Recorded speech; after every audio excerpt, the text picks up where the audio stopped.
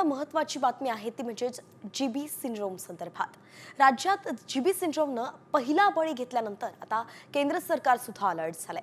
केंद्र सरकारनं 7 तज्ञांच्या पथकाची नियुक्ती केली आहे आणि हे पथक महाराष्ट्रात तैनात करण्यात आलंय। राज्यात जीबी सिंड्रोमच्या वाढत्या रुग्णसंख्येवरती नियंत्रण मिळवणं आणि व्यवस्थापन करण्यासाठीच हे पथक मदत करणार आहे। त्यासोबतच राज्य सरकार करत असलेल्या उपाययोजनांवर सुद्धा हे पथक नजर ठेवणार असल्याचं कळतंय। सूत्रांनी ही महत्त्वाची अशी माहिती दिली आहे। तर जीबी सिंड्रोमच्या वाढत्या रुग्णांमुळे पुण्यात घरोघरी सर्वेक्षण सुरूही करण्यात आलंय। नंतर आता महत्त्वाची बातमी आहे ती म्हणजेच जीबी सिंड्रोम संदर्भात। राज्यात जीबी सिंड्रोमनं पहिला बळी घेतल्यानंतर आता केंद्र सरकार सुद्धा अलर्ट झालंय।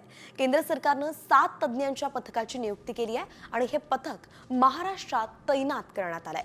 राज्यात जीबी सिंड्रोमच्या वाढत्या रुग्णसंख्येवरती नियंत्रण मिळवणं आणि व्यवस्थापन करण्यासाठीच हे पथक मदत करणार आहे। त्यासोबतच राज्य सरकार करत असलेल्या उपाययोजनांवर सुद्धा हे पथक नजर ठेवणार असल्याचं कळतंय। सूत्रांनी ही महत्त्वाची अशी माहिती दिली आहे। तर जीबी सिंड्रोमच्या वाढत्या रुग्णांमुळे पुण्यात घरोघरी सर्वेक्षण सुरूही करण्यात आलंय।